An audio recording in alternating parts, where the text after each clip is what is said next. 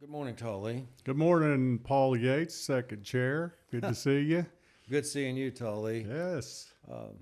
As chair of the new Minerals Council, do you have any opening remarks you'd like to make? Yeah. Howe. Away. Dahe minkshe. Kai kisto mai watankawe. Kadon kisto mai shaape. Wadawa shaape. Kadon bahuska tawa ankalia pataha de masha odinke dinkshe. Topaka. They can't say aha. They it'd be good to talk to everybody and welcome everyone to the first podcast. Our assistant Dayton is Drummond is doing the technical, so we appreciate it, Dayton. Thank you much. And this is our first shot at it, so we just want to move forward. But I want to turn it over to you, Mr. Yates, and thank you much. Oh, Talee was in here. Yeah, go. Yeah, we're excited to be here, excited to be talking about this new Minerals Council. Talee and I have known each other for decades. We went to graduate school together and drove back and forth to Tulsa in a beat-up old pickup of mine. And hard to believe that we're here now, both on the Minerals Council. Pretty neat. But we talked quite a bit over the last few years. We both realized that some changes needed to be made in how the minerals estate was being managed. And just coming from our unique perspectives, not so much a denigration of the previous council, it's just that we saw things differently. We both decided to run, and apparently a lot of people did, Talee. There were 27 candidates. 27. And luckily, we were elected. I think we came in the top 4. And so people believed in our mandate. They believed in the message that we had. And basically, it was a message of we need to make things work again. We both remember how things were back in the day. And just to list, I'll just give my list of Sure. what I think the priorities are coming in. And number one is the red tape, which I feel a lot of the red tape imposed on us by the Bureau of Indian Affairs is unnecessary. We had, I think, in the most robust years of the BIA was in the 90s. And at that time in the minerals branch, we had about maybe 30 employees. And based on a study that a friend of mine did, who's now deceased, he was a petroleum geologist, other venues like this had a minerals department of about 60 people, 60 to 80, down in Texas. So we were, at the time, even our best years, we were understaffed. So we need to fix that. I think the Bureau really doesn't understand how to be our trustee. They don't have oil and gas experts in Muskogee. Pardon me. And I think they don't have any oil and gas experts here at the Osage Agency. And I don't think it's ill intent or harmful intent on their part. They just don't know how to be our trustee. So one of my main goals, pardon me, was to get into negotiations and see if we can get this agency staffed to where they can deliver the services that are guaranteed to us in the Constitution, in the many treaties, and in particular in the 1906 Act. And there's some other issues as well, but I'm hogging all the time. So Talee, any comment or? Yeah, thank you. Very interesting. Rolling back to Mr. Yates's comment, we did go to grad school together. I believe it was environmental engineering grad master's program. And Paul did, Paul's very intelligent. It was a joy to be in the classroom with him. However, I think I took those 9 hours, I think it was either 6 or 9 hours, and I decided to go back to what my bachelor's degree was in. Yeah. And so I left that program and went ahead and got my master's degree in the other engineering, which was chemical engineering. And then I went on to oil companies and worked as a research and development engineer mainly. So it was just a lot of fun, a lot of work, and got to see the development in different areas, Texas, California, both in Canada and the heavy crudes and some of the Venezuelan crudes, which are heavy, with different challenges. And we try to make those crudes move, try to add more value to the bottom line to the company.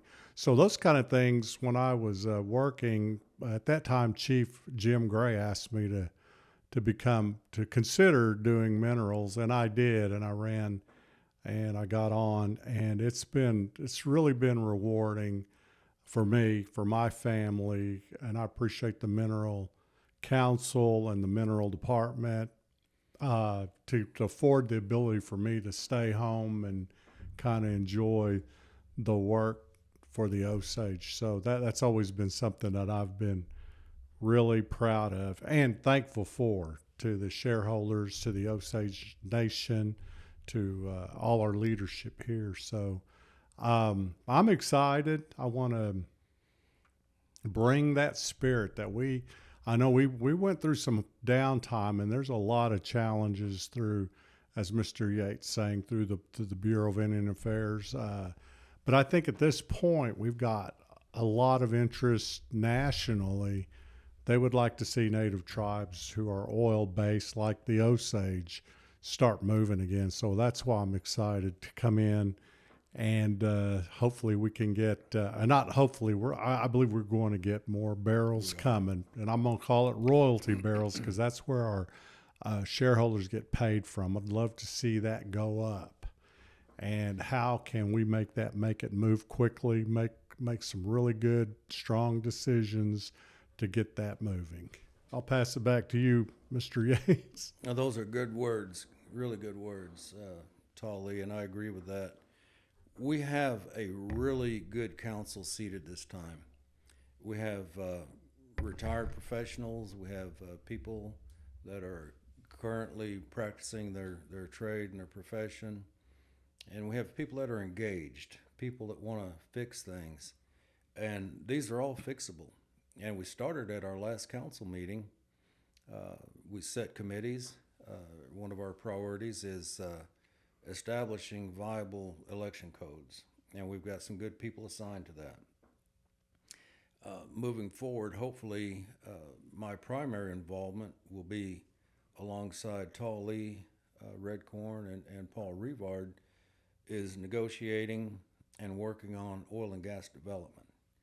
Talee and I are both engineers, and Paul's got 50 plus years in oil and gas business, and we have a petroleum geologist on staff, Bill Lynn, and I plan to take a look at the orphan plugging well program.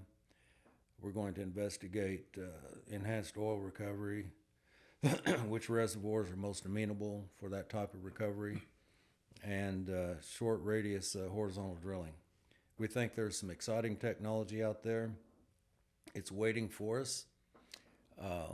Basically, it will really develop once we get some of these red tape obstacles out of the way. And we have really good federal partners in Washington, D.C., who recognize our sovereignty and our self-determination in administering the oil and gas reserves that we have. So the future looks bright. We've got good people, really solid people with diverse backgrounds. Angela Toynita has a good background in how the minerals branch should operate. I do. Talee does. We have Erin Lockridge, who's I can't even tell you how smart that lady is. She's just super bright. And she's clever on budget, new technology. Some of us older ones on the council can think of some really great ideas, but we need people that can implement and make things happen. And I think we're there. I think we have a really solid council. I think the shareholders are going to be excited as we roll things out. And we all get along, and that's important. one thing I miss is working with a group of people that I get along with. And so that's one of the blessings. And I'm thankful, like Talee, I'm very thankful to be on here. And we look forward to working together, problem solving, and we're going to have outreach. We're planning. We don't have it exactly figured out how we're going to do it, but we want to roll out information to the shareholders where they can get their information directly from us and not so much on social media or word of mouth or anything like that. And I encourage the shareholders to reach out to us via we're going to have a revised website and Facebook page. We want to be interactive with our shareholders and know where they stand and how they view the actions that we're taking. And we look forward to getting feedback and suggestions from our shareholders because we're all in this together, and that's the way we see it. Mm-hmm. And that's basically what Talee and I are talking about. This is like our telephone conversations. When we talk about, what's coming up or these issues, we always talk about we need to all get along. It's just like our dance or ceremonies or things. When we come into it, be of a good mind, be good to one another. And that's how we're looking at this. So awesome. I appreciate the interest, but also the challenge. I know we're challenged as Osages. I'd love to start really grabbing on that next peak. I believe it's there. In the 20s, as they made the movies, Killers of the Flower Moon and some of the other things, the 20s production was really, really peaked. Yeah. A lot of development, a lot of interest in the Osage. And then the water flooding efforts started happening with secondary recovery. In 1949, the Osage's shareholders, which were the voters only at the time, approved reducing the royalties. Whether it's right or wrong, they did it. Dropped them down to an 8 to company, a lot of water flooding activity, and we had another peak. So I would love to see if we can grasp a hold of the next peak, which I think is an enhanced oil recovery. I agree. Which, we started off with the Phillips work out in the Burbank, which was polymer type, the surfactants and all the good chemical stuff that they tried out there, even testing. Yes. And microbial, you are correct. But the one that just really started grabbing hold back in the probably 2010, 2012 was CO2. And it just started taking effect worldwide. Now, the Osage is really challenged there because of our depth and all our sedimentary zones, but we're not off the table because we do have a proven reserve right now in the Burbank that's producing some really good recovery with CO2. So I would love to take that spirit and keep going along throughout a lot of our reservation and try to tackle some of these areas. We did a study back a couple of years ago. Paul Revar did the how do we supply CO2. I did the what kind of recoveries we can expect, what we can give. And we got a company came in, just enough information to take it to the bank. Right. That this is the kind of recovery they think they'll get with the Osage. And I was very pleased with that work. So I would love to expand on that, but I think we're at the doorstep. I think we should really take a hard look at some of the data that we've got and see if we can move forward with some kind of agreement, some kind of entity to tackle those additional barrels. I agree, Talee. You raised some really good points. That Burbank field, that was a very significant discovery. It had worldwide impact. And then you mentioned, too, water flooding, the royalty reduction from at the time a 1/6 to a 1/8. And that's a reasonable accommodation. I'm glad it passed. So we saw a bump from that. Now, we saw a bump down in 2011. and that was highest posted price lawsuit. Right. And I think the BIA may have made some knee-jerk reactions. They tightened their grip on the minerals estate at that time, and we saw production drop precipitously. Now, where you and I are standing, we're looking at what's next on the horizon, and I think tertiary recovery methods, enhanced oil recovery, CO2, the short radius horizontal drilling that we're familiar with, we have that technology ahead of us, and that's going to give us our next big bump. To get to that bump, we need to work with our federal partners in D.C.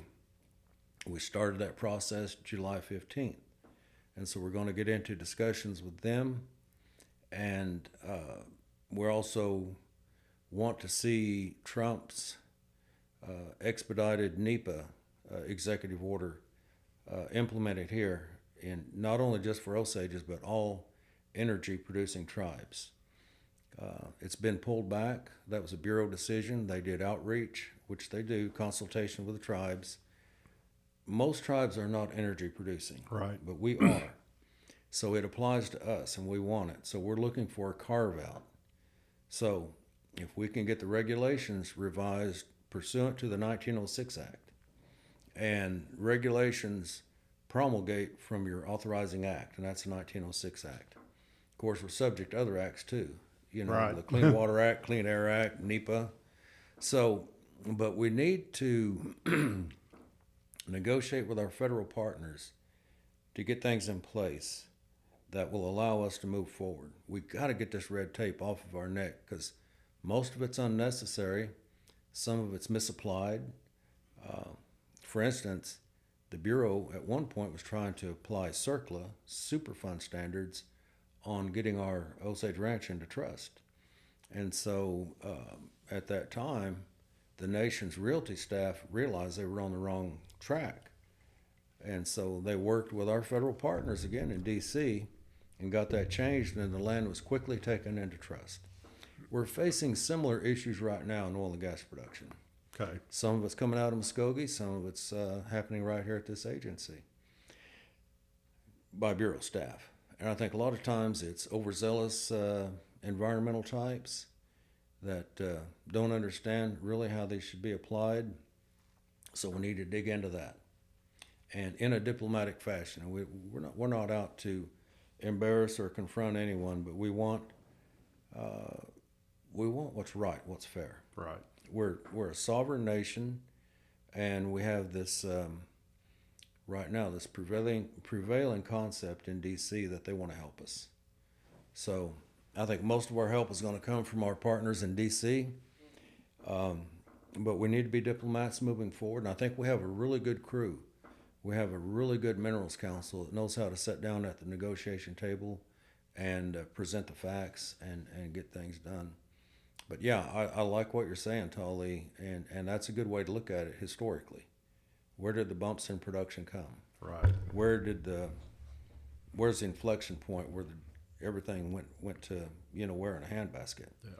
So I think we have the right crew to fix it, and I'll look forward to everything that we're going to do. That's great. I, going back, and we wrote the efforts, and I led the effort on the CO2 survey throughout the reservation, the Osage Reservation, and worked with Charles Hulbert. He's no longer here with us, and your brother. Yeah. They gave me some insight what to expect when we get these results back. Mm-hmm. I was very, very, very impressed that they had given me information that when all the results came back, their predicted recoveries were almost spot on how much they thought we could grab with CO2. Mm-hmm. So, we do have Osage members, our tribal people, that are very knowledgeable in this business. I would like to see that happen more and get those folks energetic and, involved. when I go around, you're right. You mentioned, we're a very small minority. You said energy producing tribes. If I'm going to go back and just say oil producing, Yeah. We're in the minority. And when I talk this kind of fashion among them, I've even had pullback to some of these other tribes say, whoa, we don't want to do that. Well, and I respect that. That's their sovereignty. Mm-hmm. But I tell them, well, the Osage, we have Osage members that participate traditionally, Mm-hmm. that work their land, Mm-hmm. and they work their oil lease. Yeah. All three, they're doing all these things, and they're tribal members. So, and we have tribal members that have been involved in this business for many, many years. So that knowledge is there. And I think the other thing is we care about this land. So we could be the best environmental steward, that we're going to produce the way we want to, use our sovereignty, Mm-hmm. and go after those barrels. Because I was talking to a politician just here recently, and he said, water. We got to protect water. I said, I know. We got to protect our water. But I told him, we got to drive to that point to pick up our water, And I firmly believe, I'm not picking on anybody, but if we're going to be this kind of society, we need to do it right and own our own petroleum. And I think the Osage can be that entity to show the world how to live with this resource. It can be destructive, as the worldwide can see, but with our sovereignty, with our ability to make our own decisions and live, excuse me, in this entity that we love and cherish, this is our reservation. We could show, like, I live that all the time. I live, and I can go on. I'm sorry, Dayton. Go, and Keep going. I drive a small car. I live in a small square foot house, but I think to take oil and use it and go after those barrels, but you do it in a very responsible manner, and I think our Osage people can show that. I agree with that, Talee, and that's really why I decided to get my master's degree in environmental engineering. Right. Oh, wow. Because I knew the regulations very well. I worked with oil companies, with shareholders, with ranchers, and I was always able to come into a situation where there was disagreement and solve the issue, whatever it was, in a manner that pleased all parties involved. Maybe not 100%, but that's a definition of a good agreement. Right. And everybody gets what they want, but they're just a little upset with things. But I found out in dealing with the EPA and with certain factions within the Bureau itself that there were environmental zealots, especially in the EPA. So they would always accuse me of being a petroleum engineer, or, I'm a tribal member. I'm worried about, the oil and gas revenues, which I was. But also I was concerned about applying NEPA and all the environmental regulations in a reasonable fashion, which could be done. And there was a extended period of time when we did a really good job of enforcing our regulations, 25 CFR Part 226, and took good care of the environment. A lot of the problems we have predate modern times. Mm-hmm. At one time, a producer could get an easement to discharge salt water across the property to the nearest creek. So that was back in early days. Yeah, right. Now, we've come a long way. I firmly believe in the Clean Air and Clean Water Act, NEPA, and all the applicable regulations, but there's a way to apply those with common sense. And during the campaign, I think one or two of our shareholders accused me of being a tree hugger. Well, I am a tree hugger, but I'm also a shareholder. And I think there's a way to apply these environmental regulations that meets all the goals that are on the table. And it's easy to do. It just takes the right kind of policies. Right. And that's why I'm thankful that I'm in a position now where I can help form these policies and work with our federal partners and get things moving again, because there's a lot of oil to be made, a lot of oil. And some of the studies you've been involved with indicate that. Mm-hmm. And there's all this new technology is exciting. To get there, we have to get through the red tape. We need the Bureau to step up and really be our trustee. And I think they just don't understand us. But I think we can work with them at every level. I think we have a good superintendent here. He came along, I think, at a time when we didn't have a robust mineral staff. So maybe he doesn't know what that animal looks like. Well, we remember. Yeah. And we know how it should look. So that'll be one challenge, and that is getting the funding we need to have a properly staffed BIA here. It's alarming at some of the things that they're doing, equally alarming at some of the things that they're not doing right now. Right. So, we're here to fix it, and we're here to work with people. So we're not going to be accusatory or combative. Theatrics and hostility really don't get you anything. Unless you're in battle, and we're not in battle, not that kind of battle. So, we want to work with people, and we've got some people on the council now that have really good experience, skillful in diplomacy, and I want to give credit to our former chief, Jeffrey Standing Bear, because he knows just the right people in D.C.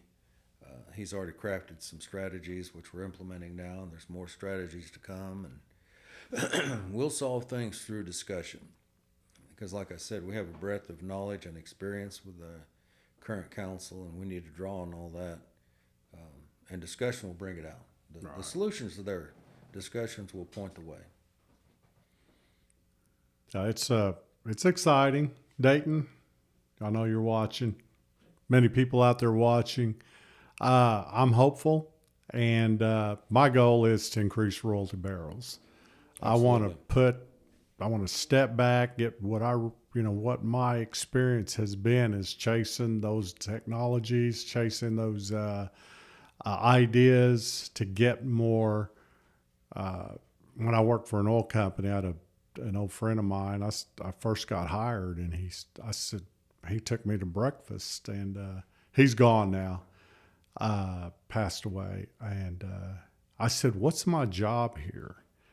And he said, "You need to squeeze extra barrels. If there's a little bit coming here, you need to squeeze more," and that taught me a lot. My first day, then I finished breakfast with my friend, and then I went my first day on the job, and sure enough, it was, you see the people climbing the ladder, you see them going down based on if they were getting more money, getting more barrels, which is barrels. Right. Now that's the Osage too. 96% of our check comes from oil. True. All these other things, and I'm never against anything, but I want to really grab a hold of that resource we have and really try to make that thing go up, and I'm going to call it royalty barrels. I want to call it, that's where our people get paid. Right. And we can do it responsibly, like you were mentioning, the environmental things that are in place. I like that. I mean, we can be that entity where we are tackling these problems in a responsible and tribal sovereign manner. Yeah, I agree, and I think that's our goal. I know it seems like every election cycle, people come out, they're all for the 1906 Act. And I had someone ask me during the campaign, "Well, do you support the 1906 Act?" And it kind of ticked me off, and I said, "Who the H doesn't?" And I was put on the spot during one of our, well, not put on the spot, but I was asked a question, just kind of blindsided me on my take on the 1906 Act. And I described it the way my mom described it to me. And I think she was born in the 1920s, and I think if you've been around Osages that were born around the turn of the century, you know that and I put this in my campaign literature, we paid a terrible price for that 1906 Act. her grandfather and her father, they talked about it. And most Osage families, they had those elders that talked about it. They left a lot behind when they were removed. And so they left a lot behind, and they had to look forward to the future with that 1906 Act, which established our reservation, which still exists today. You're right. So, do I believe the 1906 Act? Well, I said, I guess you can. Hell yes, I do. Who doesn't? Mm-hmm. Because for those of us raised around Osages, come from Osage families, or any of us, even if you're from another state, that means a lot. When you take a look at what we paid for that, and there was a lot of lives lost. Koshahee family, we lost people on the trail down here, others. So it means a lot to us, and it means to all Osages. I just want people to realize it means something to every Osage that's alive, and it should never become an issue.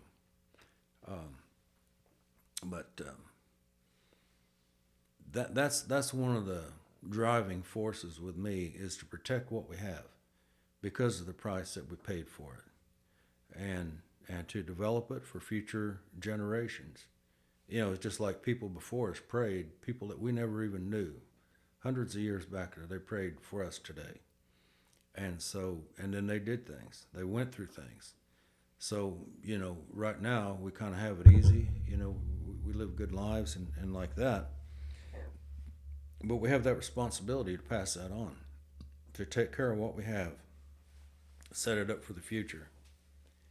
Now, I don't know if I'll run again, and I'm really thankful to the Lord that I was elected, and I know you are too. All of us are. If I can be of value in the future, I might run again.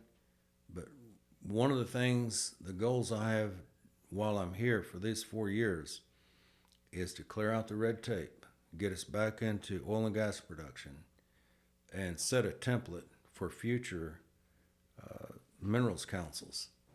You dress a certain way, you act a certain way, and you make people feel welcome when they come in. That's the way those old tribal councils made me feel. And you, all of us, we remember that. And we have people on here now who, I had 2 cousins on there, had a brother on there, and you've had people on there. We've all had relatives on those old tribal councils, and we want to get back to that. We're separate, we're part of the Osage Nation, but we have our own authorizing act. That's that 1906 Act. And that's what guides us. And that's where our regulations, whenever we work on them, it's going to reflect that. So I'm really hopeful. I know it can happen. We've got the right people to make it happen. And hopefully we'll turn everything over in good shape in 4 years. And some of us might stick around if people aren't sick of us by then. You mentioned the 1906 Act. That is a very solid piece of legislation, and I call it the Osage Allotment Act, because all the states, all the tribes within the state of Oklahoma have an allotment act. But the Osage, we have our own Osage Allotment Act, and it's the 1906 Act. And they treated the Osage differently, and specifically the United States government, because, number one, we're Osage. Excuse me. Number two, the way our elders came in to this area and negotiated with the United States. They had a respect for the Osage when they came to Oklahoma. And so they wanted to stand by their word. And so the 1906 Act was implemented. And it became our foundational piece of legislation that was passed through the United States Congress. And so that document is very solid, and we treat that with high regard as an elected official of the Osage. So the other thing I'd like to, we're a unique people, the Osage. And when the United States came, they came to us in 1803. In 1806, Zebulon Montgomery Pike came to the Osage from the United States with a decree in his hand to protect the Louisiana Purchase. And they came to the Osage and they needed help. And and I tell this to the United States government every time I go up there, we helped you. Mm-hmm. You had a fledgling United States, and you needed protection, and we stepped up. And we led Zebulon Montgomery Pike to Pikes Peak.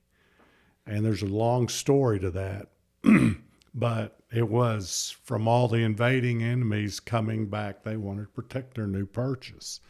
So if I go back, and when I go back to D.C., I'm going to say it again. We protected you. And maybe someday we need that return in protection. So I really appreciate the 1906 Act. That's part of our unique agreement. We have a BIA office that only adheres to the Osages. There's no other tribe in the United States with their own BIA agency like us. Maybe there is, you would know, I don't. But, you know, in Oklahoma, Anadarko has their BIA. I think there's, I don't know how many tribes. The Miami office, the Muskogee. 10 tribes at Miami. Yeah, 10 tribes. But here, the Osage, one BIA.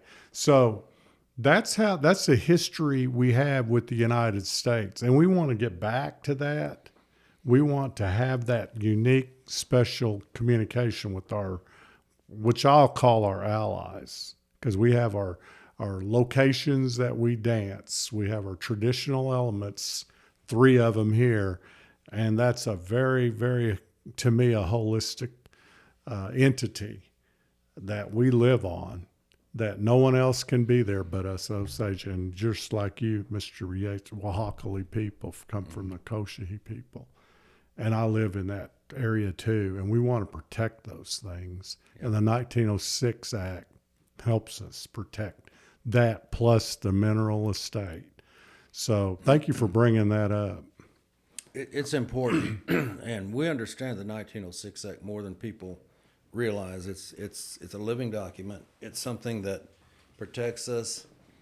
The United States government treated us as a sovereign before they were a United States government. Other tribes treated us as a sovereign.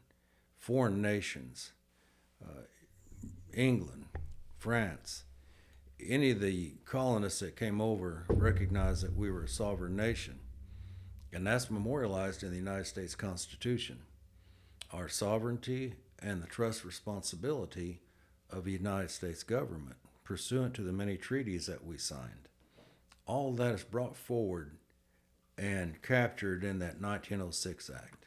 Our reservation status, our sovereignty, and the United States government's trust responsibility. We paid for that. All right. We paid for that, a heavy price. You mentioned Louisiana Purchase. That was basically Osage territory. So that's what it means to us. And I think everyone on this council sees it the same way. So that sets the stage for us. And, you know, I like that you mentioned that whenever you talk to our federal partners, our federal allies in D.C. I think sometimes through the many decades and centuries, people forget how we got here. We don't forget because we're here. But our federal partners sometimes, I think, forget it.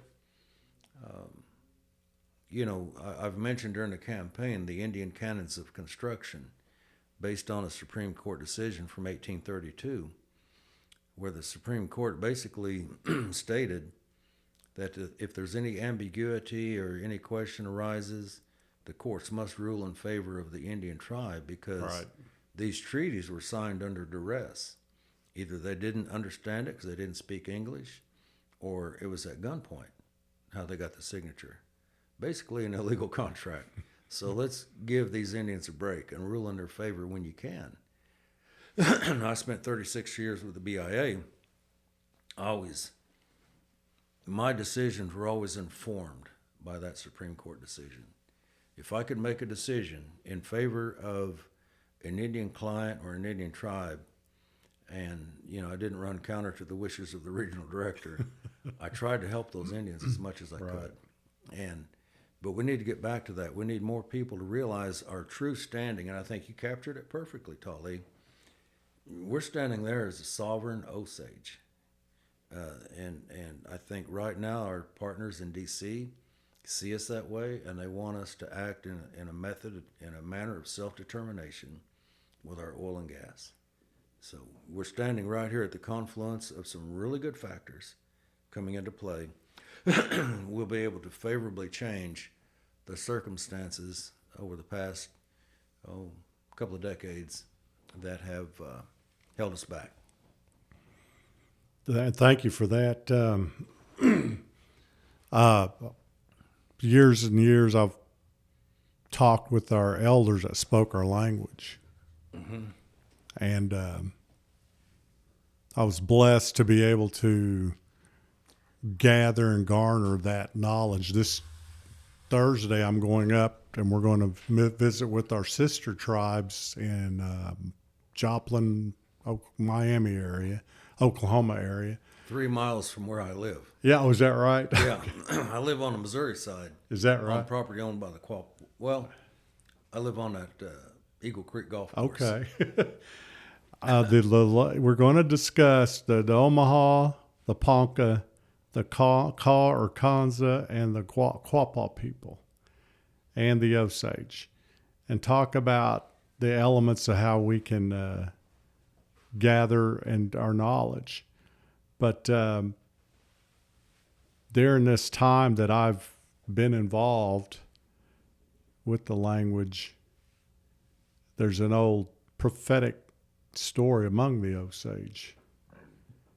And it says that at one point in this world, there's going to be two people, two men standing, and one of them's going to be speaking Osage.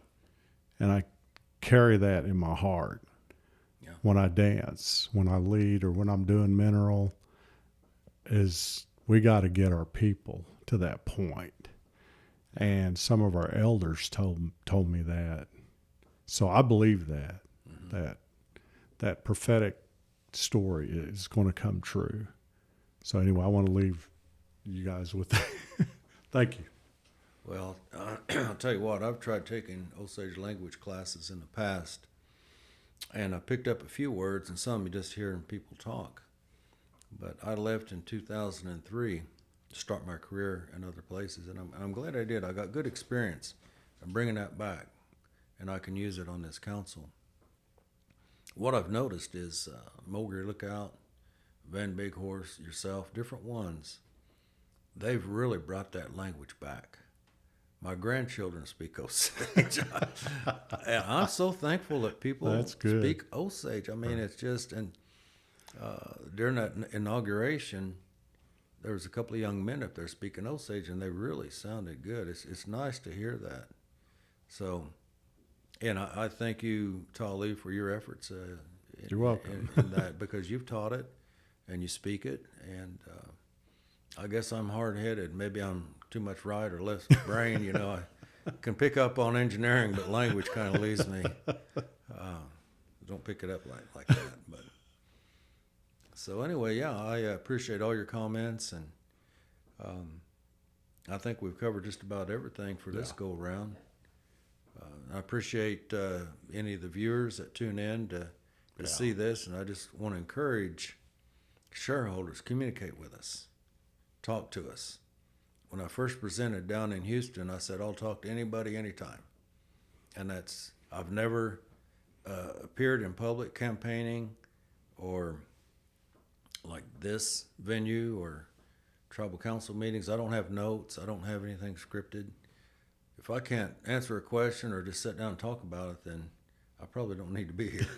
You got to know it, have lived it, like we have, to be able to bring that help. And we need help right now, and I think this council's bringing it. So that's all I wanted to say about all this. Iya, ladli, iya, gashena, andishta.